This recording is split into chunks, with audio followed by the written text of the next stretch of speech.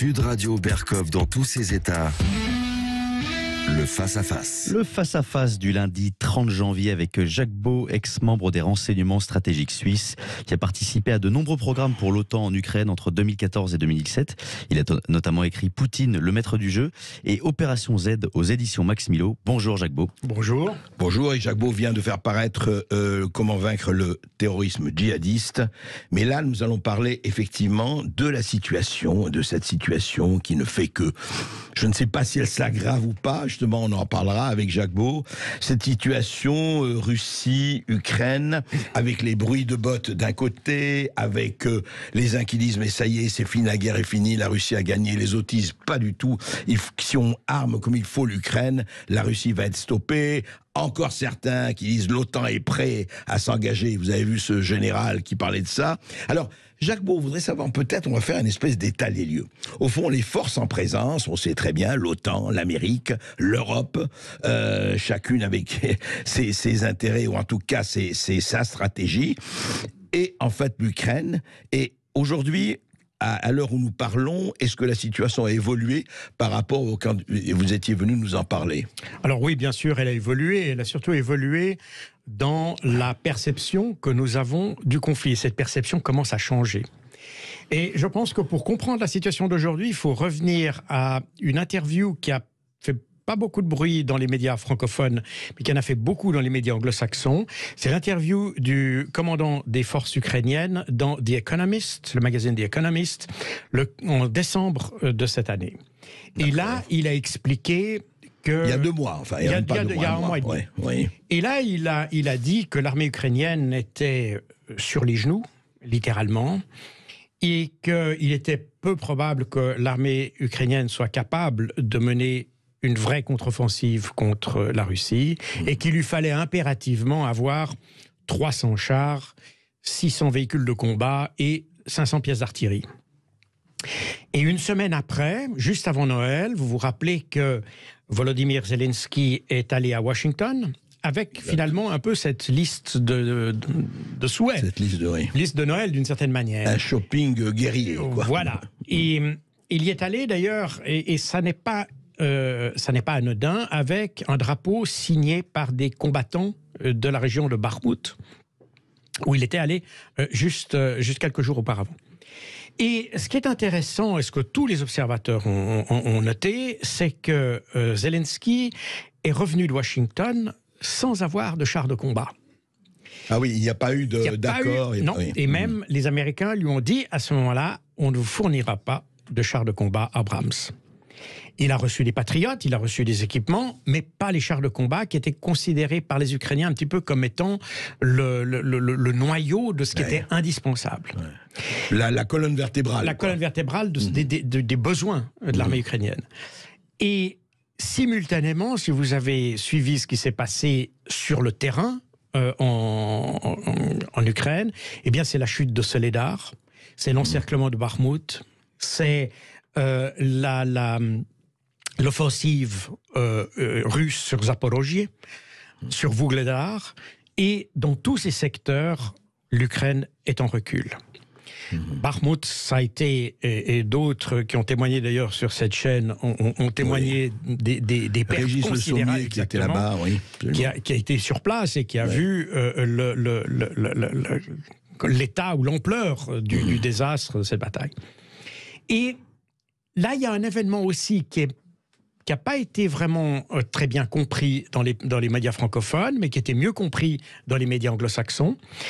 C'est les démissions qu'il y a eu tout d'un coup dans le gouvernement ukrainien. On a vu ça, oui, ça a surpris tout le monde. Ça a surpris tout le monde, et notamment une personnalité que j'avais déjà citée d'ailleurs, qui était Oleksiy Arestovitch, qui est le plus proche conseiller de Zelensky, qui a démissionné. Et là, je pense que les Occidentaux... On en sait plus là-dessus, Jacques Beau, les raisons, etc. Alors justement, ça a été dit, voilà. Oui, on a parlé de corruption, on a parlé de chasse à la corruption, mais en réalité, On ne fait pas une chasse à la corruption quand vous êtes en difficulté dans le terrain. C'est pas le bon moment. Il fallait le faire soit avant, soit le faire après, mais pas à ce moment. Et d'ailleurs, l'Ukraine avait déjà fait ça en août de l'année passée. Après la chute de Severodonetsk, tout d'un coup, on a eu 650 personnalités qui ont été arrêtées en Ukraine, etc.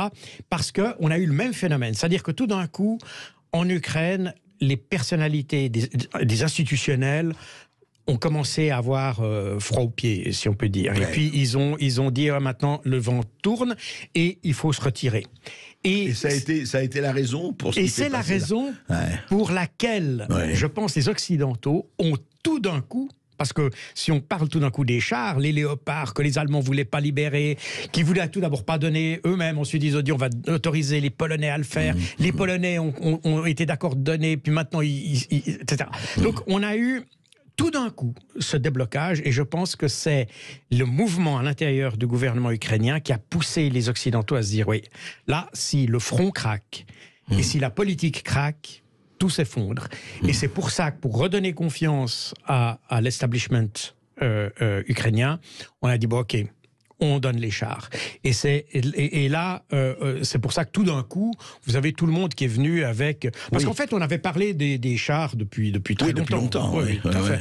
Mais c'est là que ça s'est débloqué, et c'est le déclencheur est certainement alors ça, oui, mais alors, justement, est-ce que ça signifie quand même, encore une fois, en regardant ça froidement et sans prendre parti, est-ce que ça signifie que l'OTAN s'engage plus qu'auparavant, ou pas? Ou Alors, je n'aime pas trop dire que c'est l'OTAN qui s'engage, je préfère dire que ce sont les pays de l'OTAN qui s'engagent. Parce que l'OTAN, en tant qu'alliance, en tant qu'organisation, n'est pas réellement engagée sur ce terrain. Il y a certes M. Stoltenberg qui fait des déclarations, mais ça, il le fait en tant que responsable, si vous voulez, d'une organisation. Mais ça ne veut pas dire que l'OTAN, en tant que structure, en revanche, il y a des pays de l'OTAN, vous avez la Pologne, vous avez l'Allemagne, etc., etc. Oui, voilà. Je comprends. Et donc, ils sont tous de l'OTAN, quand même. Non, ils sont tous de l'OTAN, c'est sûr. Seulement, il faut faire attention, il y a un pas supplémentaire. L'OTAN, c'est l'article 5, c'est la menace nucléaire, c'est tout ça. Tant que ce sont des pays individuels, on est avec des pays qui n'ont pas de capacité nucléaire. Bon, vous allez me dire, la France en a, mais on sait que la France ne va pas utiliser son arme nucléaire, etc. Et donc, il faut bien faire la distinction. L'engagement de l'OTAN en tant qu'alliance serait, à mon avis, une vraie escalade. Mais pour l'instant, on a des pays de l'OTAN. Et je pense qu'il faut regarder les choses... Alors, est-ce que ces chars qui vont être livrés, je ne sais pas s'ils seront 100 ou 200, enfin, est-ce que ça peut jouer, étant donné le nombre de chars qu'a la Russie, est-ce que ça peut jouer militairement sur le conflit? Alors, vous savez, moi, j'ai commandé un bataillon de Léopard 2. Donc c'est l'équivalent d'un régiment organiquement en France, pas au niveau du nombre de chars, mais au niveau organique, c'est la même chose. Donc je sais qu'on arrive à former assez rapidement des équipages sur Léopard 2. Les chars modernes ont cet avantage qu'ils ont été conçus pour des apprentissages faciles et d'obtenir relativement facilement de bons résultats. Ça pose d'autres problèmes en matière de maintenance parce qu'il y a plus d'électronique, c'est plus sophistiqué, etc. Mais en termes de formation, on arrive à former. Et les Ukrainiens arriveront sans aucun doute à former de bons équipages de chars. Mais il y a deux problèmes. Le premier, il est fonctionnel, si vous voulez. Si vous regardez l'évolution des chars ces 30 dernières années, vous apercevez qu'il y a techniquement les chars en eux-mêmes n'ont pas beaucoup évolué. C'est grosso modo les mêmes canons, les mêmes munitions, les mêmes blindages, etc. En revanche, ce qui a changé, ce qui a évolué chez les Occidentaux notamment, enfin même chez les Russes, c'est la mise en réseau de ces armes. C'est-à-dire que ils sont liés. Par les drones, notamment. Par les drones, ils sont liés à l'artillerie, ils sont liés à l'aviation. En fait, les armées occidentales ont des chars comme composantes d'un système plus vaste qu'on appelle armée. Or, quand vous amenez dans une force militaire des pièces rapportées comme un Léopard, un Challenger, un Leclerc, ou que sais-je, ou un AMX-10, tous ces systèmes vont travailler de manière totalement indépendante, sans avoir la synergie qui leur donne leur vraie capacité opérationnelle. On ne peut pas leur fournir très vite cette synergie. Et ça, c'est pratiquement impossible dans les délais qu'il y a. Les Russes, eux, ont ce système, ils ont tous leurs armes, et c'est pour ça que les Russes, malgré des forces inférieures à celles des Ukrainiens, ont eu des succès, parce que chez eux, tout est intégré. L'infanterie, les chars, l'artillerie, c'est ce qu'on appelle le complexe reconnaissance frappe, Razvedatelno Udarny Complex, c'est le RUK dans le jargon russe, qui donne qui fait de toutes ces armes un système. Et c'est là de sortir. Donc ça, c'est la première raison pour laquelle je ne pense pas que tous ces chars vont apporter beaucoup d'évolution. La deuxième raison est numérique. Vous voyez, quand les Ukrainiens ont été confrontés à l'intervention russe en février de l'année passée, ils avaient 1000 chars de combat ou de chars de bataille. 1000, un peu moins. Vous voulez dire les forces ukrainiennes, il y avait 1000 chars de combat. Il y avait 1000 chars de combat. Ils en ont, selon les chiffres occidentaux, ils en ont capturé et réutilisé plus de 500. Et on leur a donné l'année passée, donc je ne parle même pas de ce qui va venir, je parle de l'année passée, près de 600 chars. Donc, l'Occident. L'Occident, exactement. C'est généralement des armes qui étaient dans les stocks des anciens pays de l'Est et on les a envoyées à l'Ukraine. Donc potentiellement, l'année passée, l'Ukraine a eu plus de 2000 chars. Et malgré ça, ils ont été incapables de récupérer du terrain, etc. Parce que les Russes sont capables précisément d'intégrer les systèmes peut-être moins nombreux dans quelque chose de plus efficace. On en parle et on va continuer de parler de tout cela après une petite pause avec Jacques Beau. À tout de suite. Et vous continuez de nous appeler au 0826 300 300 pour interpeller Jacques Beau sur la situation en Ukraine. À tout de suite sur Sud Radio. Ici Sud Radio. Les Français parlent au français. Je n'aime pas la blanquette de veau. Je n'aime pas la blanquette de veau. Sud Radio Berkov dans tous ses états. Et je ne suis pas le seul, hein. Le monde est dans tous ses états aujourd'hui, notamment avec l'Ukraine. On en parle, on continue d'en parler, et toujours avec plaisir avec Jacques Beau, qui a été membre des renseignements stratégiques suisses, qui a participé à des programmes pour l'OTAN en Ukraine, et qui a écrit 2 livres sur le sujet, Poutine, le maître du jeu, et Opération Z, aux éditions Max Milo. En fait, Jacques Beau, on est dans une guerre d'attrition, puisque, rappelez-vous, au début, on disait tout ça va durer 3 semaines, pour ceux qui pensaient que la Russie allait rentrer comme dans du beurre, et les autres disaient, mais non, je veux dire, regardez comment les Ukrainiens résistent. En fait, c'est quoi? C'est la Corée? C'est le Vietnam? C'est quoi? Au début, les Russes voulaient pousser l'Ukraine à si vous voulez, neutraliser, quelque sorte, la menace militaire qu'elle exerçait sur le Donbass. Et ils étaient prêts à le faire par la négociation. D'ailleurs, il y a eu les propositions de Zelensky, déjà le 25 février, puis ensuite en mars. Mais après le mois de juin, les Russes ont compris que les Occidentaux feraient tout pour que cette guerre ne s'arrête pas, malgré le désir des Ukrainiens, de Zelensky. Et à partir de ce moment-là, les Russes ont compris que la guerre n'allait pas se faire par des grandes flèches sur la carte, mais allait se faire en grignotant méthodiquement, pas en grignotant, d'ailleurs le terme n'est pas juste, le terme exact utilisé par le général Sourovikine en octobre, c'est le broyage méthodique de la menace militaire ukrainienne. Et c'est ce qui se passe. Et les Russes sont partis dans cette idée. Ils ont dit le but c'est pas de gagner du terrain, mais c'est d'épuiser la capacité militaire ukrainienne. Et plus on achemine des armes, plus on pousse les Ukrainiens à envoyer des troupes, plus en fait on va dans cette idée. Les Russes ils sont prêts à discuter, ils l'ont dit, mais ils ont fait leur deuil du fait que les Occidentaux pousseraient à la discussion. Et alors, ce qui est intéressant, il y a 2 choses qui sont intéressantes. La première, c'est que j'avais déjà évoqué lors d'un de mes passages précédents que cette stratégie d'isolation de la Russie, etc., avait été décrite ou même préconisée par la Rand Corporation, donc ce think tank américain d'un côté et la Rand Corporation de l'autre. La Rand Corporation avait fait une stratégie, et dans cette stratégie, ce qu'on n'a jamais voulu dire, ce que je mets dans mes livres, mais c'est que dans cette stratégie, il est aussi indiqué qu'il y a des risques à cette stratégie. Et que le risque de cette stratégie, c'était que ça renforce la Russie, que l'Ukraine perde des territoires et qu'elle elle le disait déjà. En 2019. Et il y a quelques jours, la Rand Corporation a fait un nouveau rapport conseillant aux Américains d'entamer un processus de négociation parce qu'ils ont dit, là, on va nulle part. Et la guerre ne conduit à rien du tout.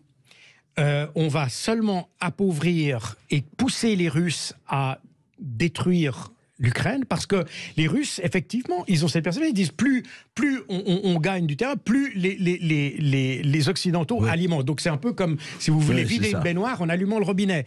Donc le truc, c'est qu'il vous faut, au fur et à mesure, détruire tout.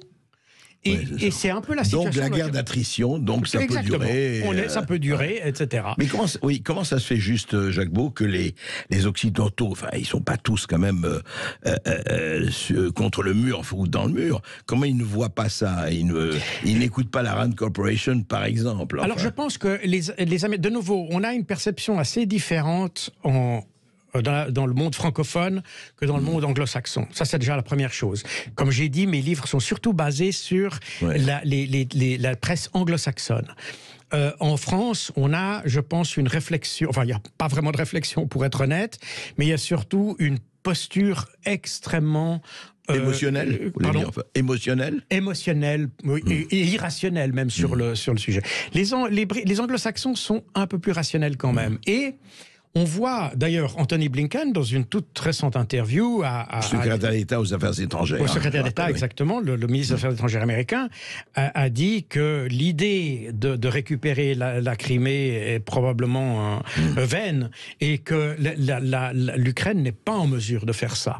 Alors qu'en France, on dit, on est toujours un petit peu sur ces idées, l'Ukraine gagne, la Russie perd. Non, ça n'est pas la situation. Et d'ailleurs, un sénateur américain, hier ou avant-hier, disait il faut maintenant qu'on commence à ajuster nos politiques à la réalité du terrain. Et donc, ça veut dire... Sauf que, pardon, je vous interromps là-dessus, un commandant de l'OTAN a dit l'OTAN doit se préparer à une guerre de haute intensité avec la Russie. Oui. Un haut commandement, enfin, je ne sais pas. Oui, j'ai vu ça. Alors, d'un autre côté, on pourrait citer, par exemple, des généraux allemands qui, eux, sont beaucoup plus, le général Kudjat, le général Vade, et les généraux américains, y compris le chef d'état-major des armées, le général Miley, qui eux, ont des positions beaucoup plus modérées sur la question et constatent qu'effectivement, il faut se rendre à l'évidence. Qu'on aime ou qu'on n'aime pas les Russes, qu'on aime ou qu'on n'aime pas les Ukrainiens, la réalité du terrain est celle-ci, c'est que les Russes consolident leur présence en Ukraine, la renforcent et même l'étendent, au détriment des troupes ukrainiennes qui sont de plus en plus, d'ailleurs maintenant les Ukrainiens font de la conscription forcée, on voit des vidéos assez troublantes, on voit aussi que ça déclenche des réactions par exemple dans les minorités, parce qu'évidemment on constate que les minorités magyares, donc de l'ouest du pays, est la minorité qui souffre le plus de la guerre, parce que c'est ceux qu'on envoie en priorité au front. Alors le gouvernement hongrois s'insurgent, etc. Donc les dirigeants européens commencent à comprendre, mais les Américains ont compris quand même un petit peu avant. À votre avis, c'est déjà... Alors, allons plus loin. Est-ce qu'à votre avis, on ne va pas faire de prédiction, mais à votre avis, vous pensez qu'une partie, en tout cas, de l'état-major, non pas de l'OTAN, mais enfin d'un certain nombre de pays occidentaux, ont compris que, par exemple, pour eux, le Donbass, c'est pertes et profits, le Donbass, en tout cas une bonne partie du Donbass, la Crimée et autres? Alors, je pense que si on parle à des militaires, c'est comme ça que ça va, c'est comme ça qu'ils voient les choses. Si on parle à des politiques, le problème est un peu différent. Le problème des politiques, et c'est là qu'est, à mon avis, tout l'enjeu de ces prochaines semaines, mois, c'est que les politiques, évidemment, aujourd'hui, ne veulent pas perdre la face. Ils ont créé des problèmes quand même assez importants pour nos propres économies, alors qu'on savait, parce que, de nouveau, il était déjà écrit en 2019 tous les problèmes qu'on voit aujourd'hui. Donc on avait bien prédit ce qui allait se passer sur le terrain. Avec, les avertissements, notamment des instituts. Mais les avertissements qu'il allait se passer, ça allait avoir des conséquences chez nous. Et ces avertissements étaient écrits. Donc, ça veut dire on s'est engagé dans ce conflit avec la Russie. Et comme l'a dit d'ailleurs Alena Baerbock, la ministre des Affaires étrangères allemande, nous sommes en guerre contre la Russie. Oui. Alors elle l'a dit pour rassembler évidemment l'Europe, éviter. Nous sommes en guerre contre la Russie. Nous sommes en guerre contre la Russie. Donc est-ce que la France est en guerre contre la Russie? Alors Emmanuel Macron a dit que la France n'est pas en guerre contre la Russie. Néanmoins, Alena Baerbock n'a pas rétracté elle a expliqué le contexte, elle a expliqué pourquoi elle l'avait dit, mais elle n'a pas rétracté parce que effectivement, et d'ailleurs même Bruno Le Maire l'avait dit. C'était sur Europe 1, je crois, enfin je peux me tromper, mais il avait dit au mois de début mars, il avait dit nous allons faire s'effondrer. Donc c'était bien la Russie. Effondrer l'économie russe, on le dit tous les jours. On le dit tous les jours. Et puis n'oubliez pas que l'objectif c'est le changement de régime en Russie. D'ailleurs même Zelensky a dit tant qu'il n'y a pas de changement de régime à Moscou, on négocie pas de paix. Donc Jacques Beau, juste un mot, on va continuer là-dessus après une petite pause, mais pour vous, ça va durer. Alors, je pense... Dans ce qu'on peut dire aujourd'hui. Si on réfléchit, on doit voir que ça va durer. Maintenant, la question, c'est de savoir dans quelle mesure les dirigeants européens sont capables d'avoir un peu de bon sens et de se dire, bon, probablement qu'on ne peut pas avoir une guerre ad aeternum et qu'il faut probablement envisager une porte de sortie. Et alors laquelle, comment, dans quelles conditions, tout ça sont certainement des choses qui seront discutées. Mais je pense qu'aujourd'hui, particulièrement en Europe, parce qu'aux États-Unis, je pense qu'ils ont commencé à comprendre qu'il fallait prendre cette voie. En Europe, on est encore. En Europe, je pense qu'on est encore dans le doctrinaire, dogmatisme, etc. On continue d'en parler de ce qui se passe, de cette séquence qui nous concerne tous avec Jacques Beau et Lucien. On se retrouve. Vous avez la parole sur Sud Radio au 0826 300 300. Vous continuez de nous appeler pour interpeller Jacques Beau sur ce sujet qui vous touche. À tout de suite sur Sud Radio. Ici Sud Radio. Les Français parlent au français. Les carottes sont cuites. Les carottes sont cuites. Sud Radio Berkov dans tous ses états. Justement, dans tous les états, mais avec Jacques Beau, on en parle. Et je voudrais, Jacques Beau, qu'on aborde quelque chose qui sont les conséquences, je dirais les circoncentrices de ce gigantesque pavé dans la mare mondiale. Mais au dehors, donc, on quitte la Russie et l'Ukraine, mais qu'est-ce que ça a entraîné comme onde de choc au niveau, effectivement, des économies, au niveau des pays émergents? Il y a quand même quelque chose qui se passe là, qu'on voit venir. On dit, ça ne date pas mais que la guerre Russie-Ukraine a accéléré. Tout à fait. Et la guerre a fait un révélateur, en quelque sorte. Et je rappelle la question que j'ai posée quand j'ai parlé la première fois du premier Ukrainien ici, dans cette même émission. C'est qu'est-ce qui fait que ce conflit est plus condamnable que les autres que nous avons fait avant? Et cette question-là, pour nous, elle est anodine. Mais à l'extérieur de l'Europe, elle est centrale, parce que les gens ont compris qu'il y avait les problèmes européens, les problèmes de l'Ukraine, ça c'était des trucs privilégiés, puis eux, on pouvait massacrer les gens sans que ça dérange personne. C'est vrai, regarde, Arabie Saoudite et Yémen, par exemple. Par exemple, enfin, il y a l'Irak, il y a l'Afghanistan, enfin, il y a 20 000 exemples. Et alors, je pense que ça a une influence sur la manière dont aujourd'hui... Enfin, de nouveau, c'est un révélateur, parce que sans doute c'était déjà présent avant, mais ça révèle aux gens la manière dont ils nous perçoivent.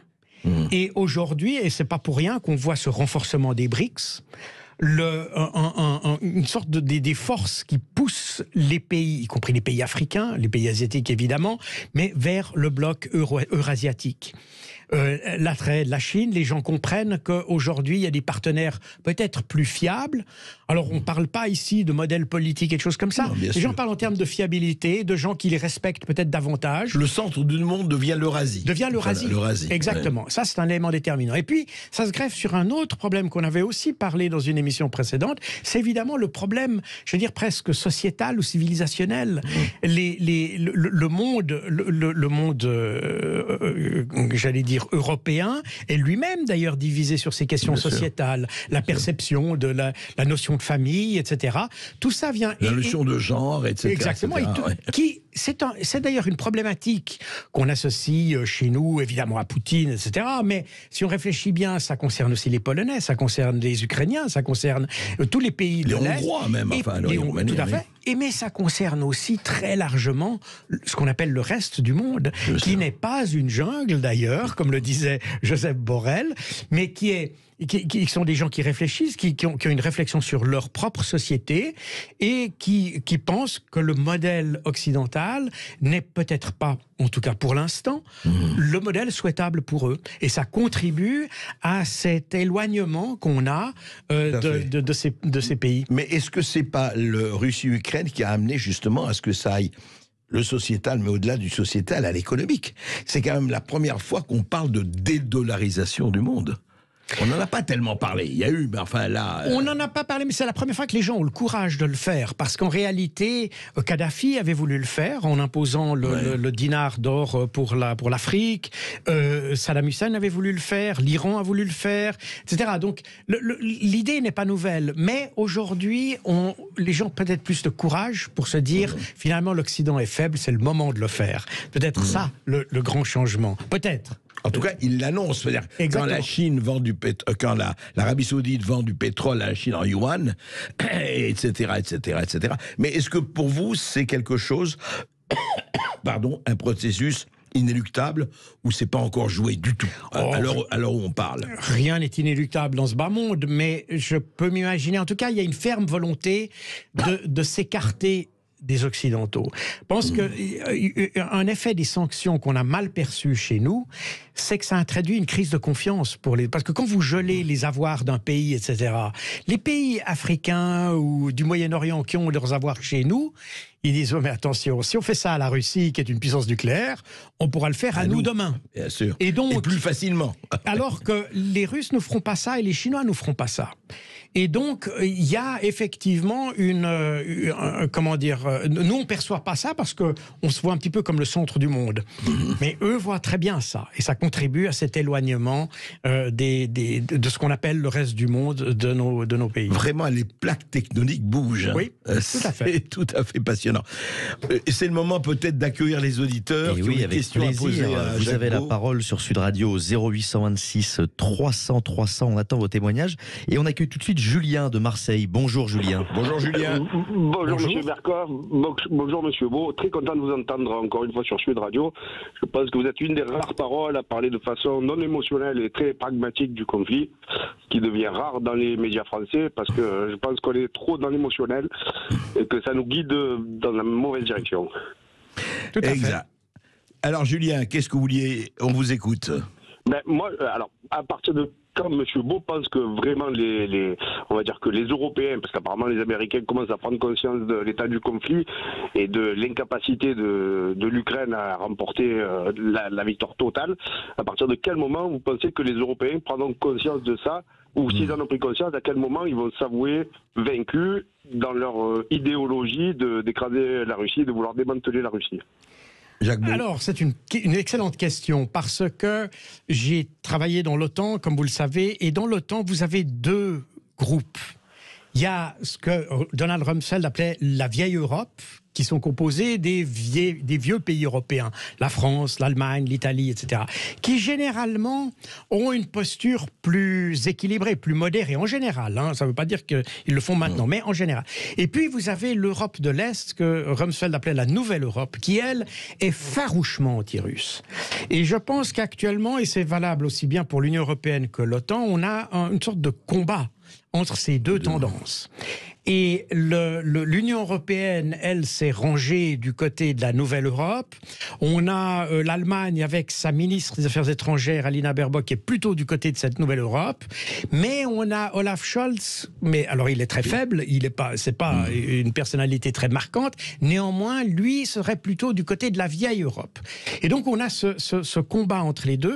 Toute la question, c'est de savoir comment terminer ce conflit sans trop perdre la face. Oui. Ça va être finalement... De part et d'autre. Exactement. Ça va être le problème. Lucien. Je vous remercie. Merci beaucoup Julien. Et on va à Lyon, on retrouve Serge. Bonjour Serge. Bonjour Serge. Bonjour. Monsieur Bercoff, bonjour Monsieur Beau. Je vous appelle pour une question. Vous semblez un peu optimiste, Monsieur Beau, sur la fin du conflit, sans perdre la face. Moi, je me demande si on n'est pas déjà en Troisième Guerre mondiale. Et dans cette Troisième Guerre mondiale, si on croit que ce sera l'OTAN juste contre la Russie et on ne comprend pas que ça pourrait être l'OTAN contre le monde entier.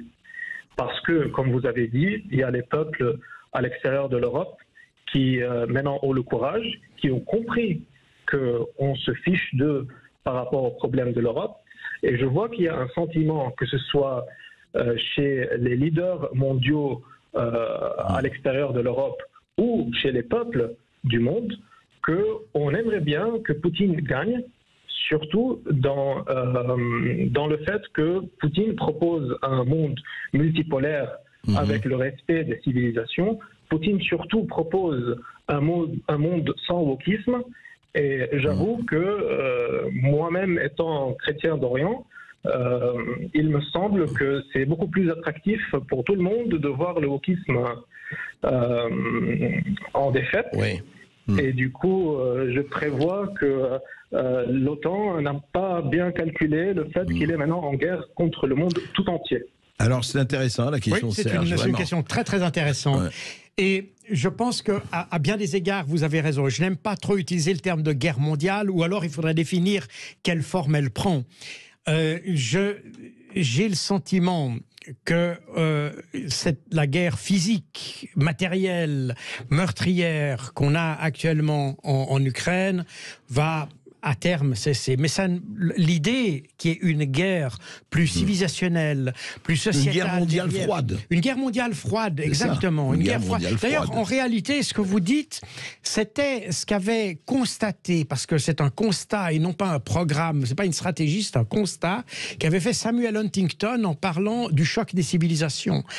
Et si on lit le texte, moi je l'ai lu en anglais, pas en français, mais si on lit le texte en anglais, on voit qu'il constate cette division-là. Alors, on ne parlait pas encore de wokisme à l'époque. Néanmoins, la réflexion que vous faites me semble que nous n'y sommes pas sensibles en Europe parce que nous pensons avoir la vérité et la science infuse. Mais dans le reste du monde, c'est de vraies questions parce que pour eux, c'est l'évolution de leur société qui est en cours. J'avais il y avait des commentateurs il y a quelques années qui parlaient, quand ils parlaient des masses médias ou des médias d'information, ils disaient c'est des forces, des armes de destruction massive en quelque sorte, parce que ça touche l'intérieur des sociétés et ça provoque des bouleversements à l'intérieur des sociétés. Mais Jacques Beau, pour reprendre ce que dit Serge, est-ce que c'est envisageable? On ne fait pas de politique fiction ou de militaire fiction, mais est-ce que quand il dit, c'est intéressant en tout cas, mais on peut être d'accord ou lui avec, non, quand il dit l'OTAN contre le monde entier, ça veut dire un peu, effectivement, il dit l'Occident. Enfin, est-ce que c'est vers ça qu'on peut aller, qu'on peut envisager? C'est pour ça que je disais, il faut définir ce qu'on entend par guerre, parce que c'est pour ça que vous avez très bien rappelé que ça pourrait être une guerre froide. L'OTAN, n'est-ce pas? L'OTAN a été créée pour offrir aux pays européens la protection nucléaire américaine. C'est une puissance contre la Russie à l'époque. Contre la Russie, contre l'URSS. Tout à fait. C'est une capacité nucléaire. Ouais. Elle essaye de se donner d'autres tâches, mais elle n'est pas capable de faire ça, on l'a vu en Afghanistan. Donc, l'OTAN, on va peut-être, comme j'ai dit, elle n'est pas vraiment impliquée en tant que structure, en tant qu'organisation dans le conflit, et on va peut-être garder ça comme ça pour l'instant, j'espère. Par contre, les idées qui sont derrière et les motivations politiques, dogmatiques, idéologiques, sociétales qui sont derrière, tout ça va sans doute rester. Et la remarque que fait notre interlocuteur est parfaitement pertinente.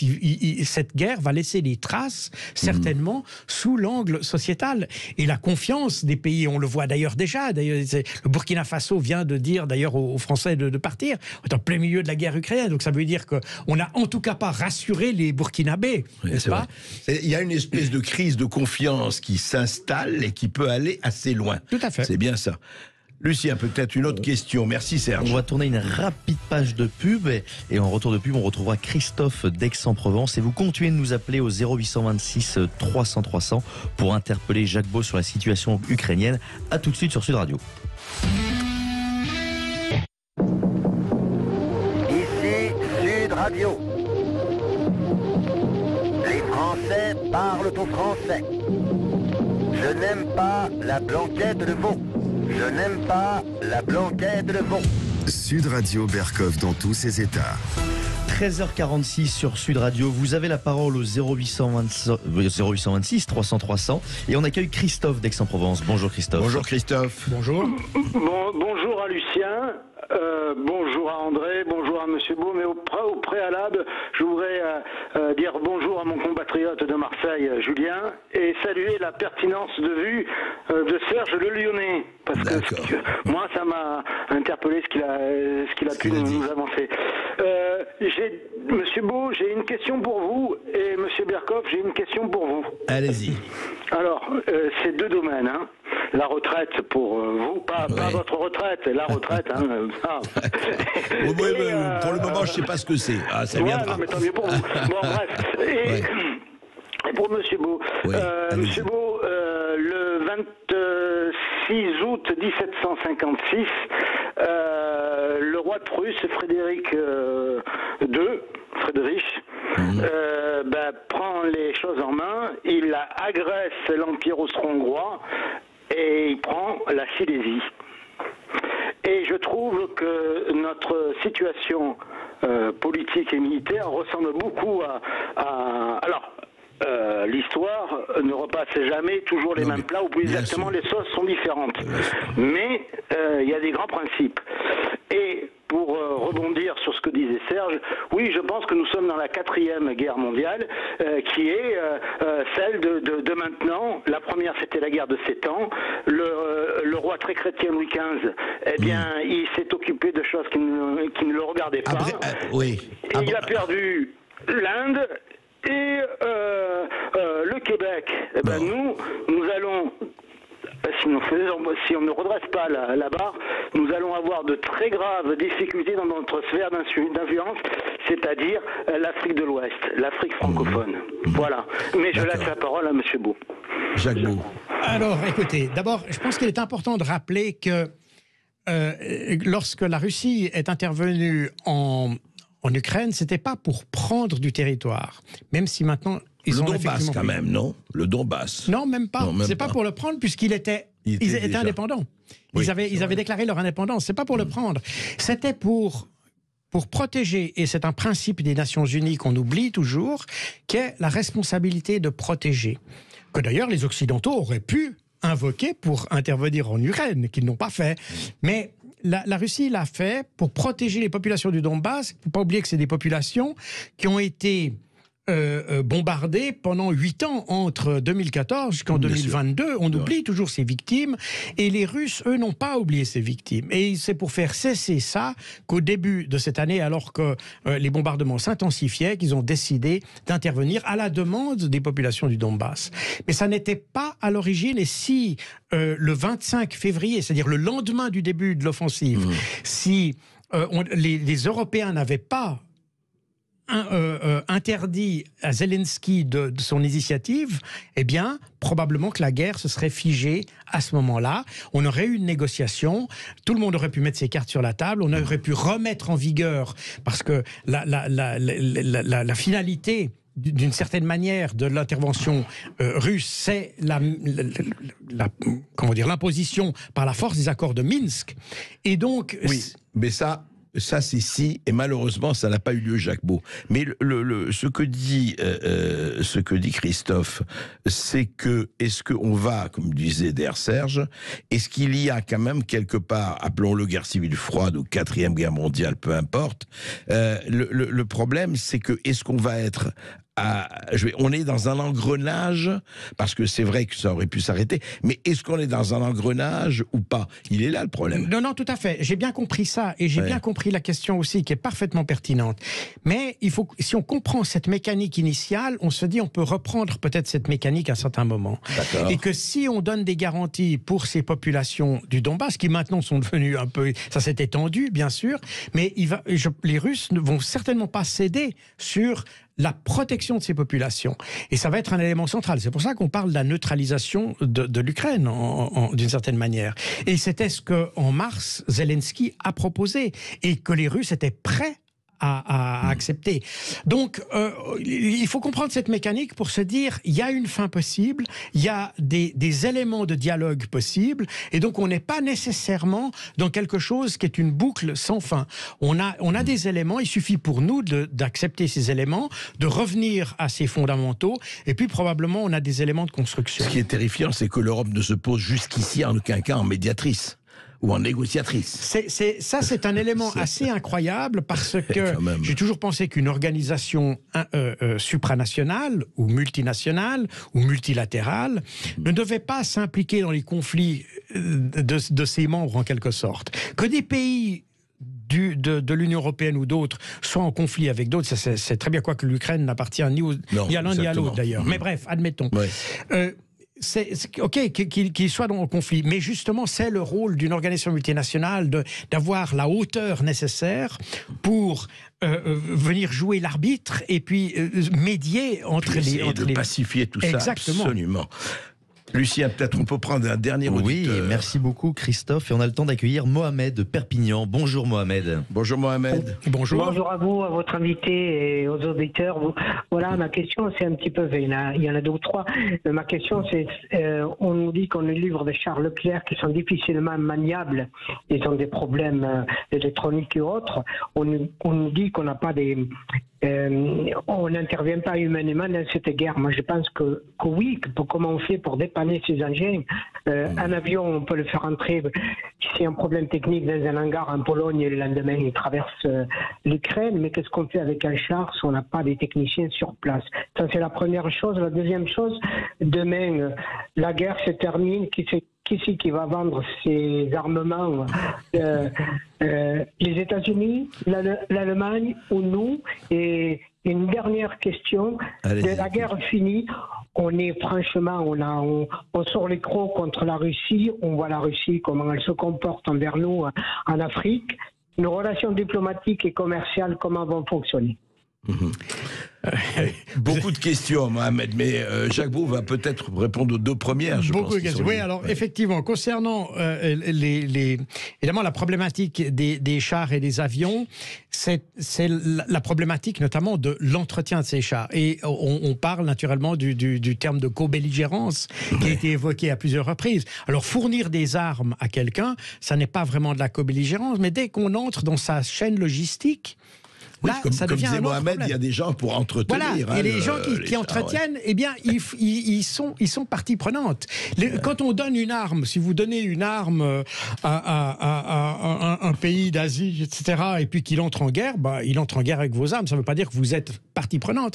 Mais dès que vous êtes avec lui pour entretenir l'arme, pour la remettre sur pied, puis pour mettre la munition dedans, il y a un vrai problème qui se pose. Et je pense que quand on va donner des chars, par exemple les chars Léopard, que je connais bien, c'est des chars d'une technicité énorme, et il faut vraiment des experts pour le faire. Pour conduire, c'est assez facile en réalité, mais pour entretenir, vous ne pouvez pas simplement le faire avec un mécanicien. Donc la co-belligérance, elle est là, qu'on le veuille ou pas. Elle est en tout cas très fortement implicite.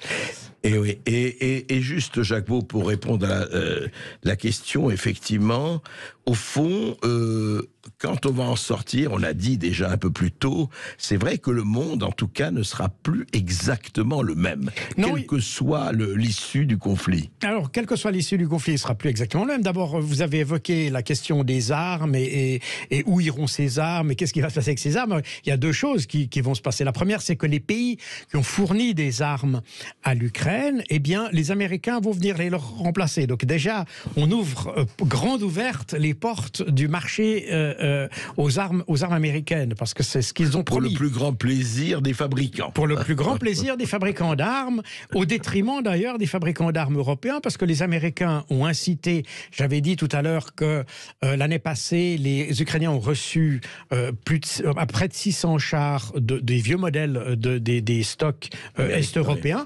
C'est les Américains qui ont dit aux pays européens, ils ont dit, écoutez, vous donnez vos vieux stocks, Irak et nous, on vous apporte des nouvelles armes. Résultat des courses, tout le bénéfice se trouve aux fabricants d'armes américains.